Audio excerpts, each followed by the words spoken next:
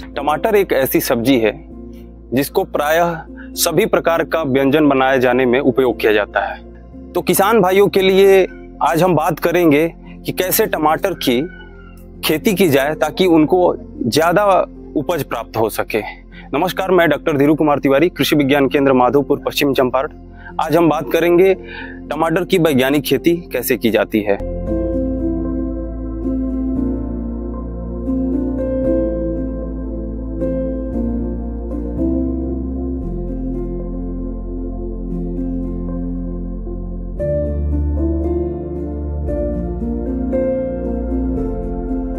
अपने यहाँ टमाटर की खेती 3 मौसम में की जाती है, जिसमें से जो सर्दी के मौसम में जो खेती की जाती है उसको लगाने का जो सबसे अच्छा समय होता है अगस्त सितंबर का होता है। उसी प्रकार जो गर्मी के मौसम में फसल लगाई जाती है उसका जो सबसे बेहतरीन समय होता है वो जनवरी फरवरी का समय होता है। जो गर्मी के मौसम में टमाटर की फसल लगाई जाती है वो अप्रैल मई के समय में लगाई जाती है।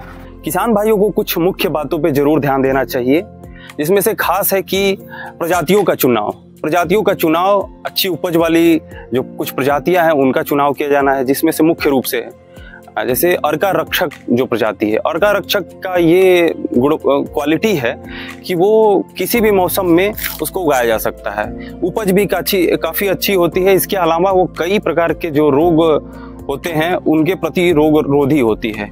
इसके अलावा काशी विशेष है, काशी आदर्श है, ये कुछ प्रमुख टमाटर की प्रजातियां हैं।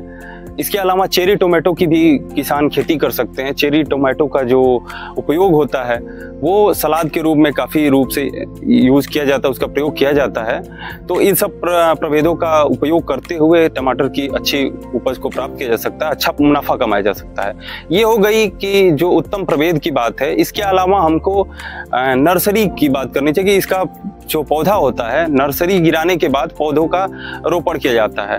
तो नर्सरी गिराने से पहले पौधों का जो बीज होता है, बीज का उपचार कर लेना चाहिए। बीज के उपचार करने के लिए फफूंदनाशक दवा, खास करके कार्बेंडाजिम या थीरम का 2 ग्राम प्रति किलोग्राम बीज के दर से बीज का उपचार किया जाता है।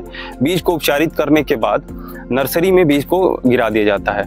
25 से 27 दिन बाद नर्सरी के जो पौधे होते हैं वो मुख्य खेत में वो जो रोपाई के लिए तैयार हो जाते हैं।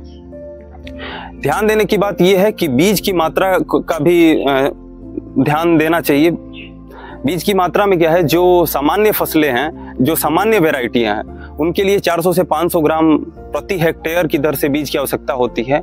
वहीं पर जो हाइब्रिड क्वालिटी की जो वेराइटीज़ हैं उनके लिए 150 से 200 ग्राम बीज की आवश्यकता पड़ती, प्रति हेक्टेयर बीज की आवश्यकता पड़ती है।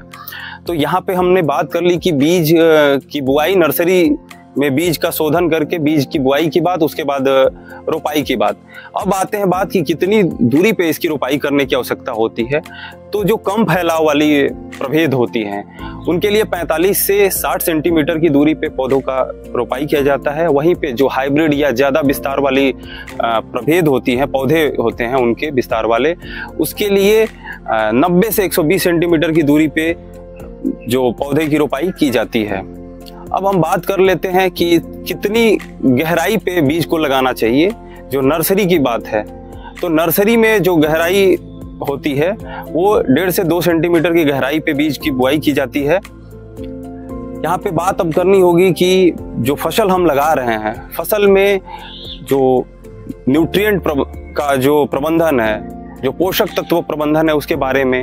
तो पोषक तत्व प्रबंधन के लिए 120 किलोग्राम नाइट्रोजन, 80 किलोग्राम फास्फोरस और 80 किलोग्राम पोटाश की प्रति हेक्टेयर आवश्यकता पड़ती है।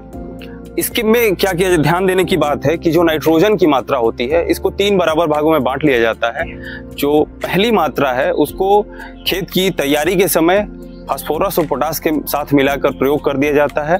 वहीं पे जो बाकी 2 जो अवशेष बची हुई मात्रा है नाइट्रोजन की, उसको रोपाई से 20 दिन बाद और फिर उसके बाद 40 से 45 दिन बाद उसका प्रयोग किया जाता है। इस प्रकार से हम जो उर्वरक की प्रबंधन करते हैं।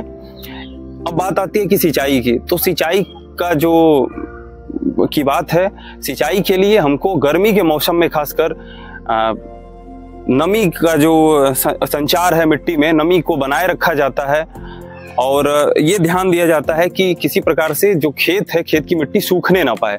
खेत की मिट्टी अगर सूखती है तो उसमें तमाम तरह की समस्याएं आ सकती है, खासकर जो टमाटर का फल है वो फटने की भी समस्या आ सकती है। तो इन सब बातों को जरूर ध्यान देना चाहिए और इन सब बातों को ध्यान में रखते हुए हम टमाटर की एक अच्छी उपज प्राप्त कर सकते हैं। इसके अलावा अगर टमाटर में किसी कीट का, रोग का समस्या आता है तो किसी नज़दीकी विशेषज्ञ से उस पर राय लेते हुए उसमें उचित मात्रा में उचित दवा का प्रयोग करते हुए उसका नियंत्रण किया जा सकता है, तो हम टमाटर की खेती सफलतापूर्वक कर सकते हैं और एक अच्छा खासा उससे इनकम को जनरेट कर सकते हैं।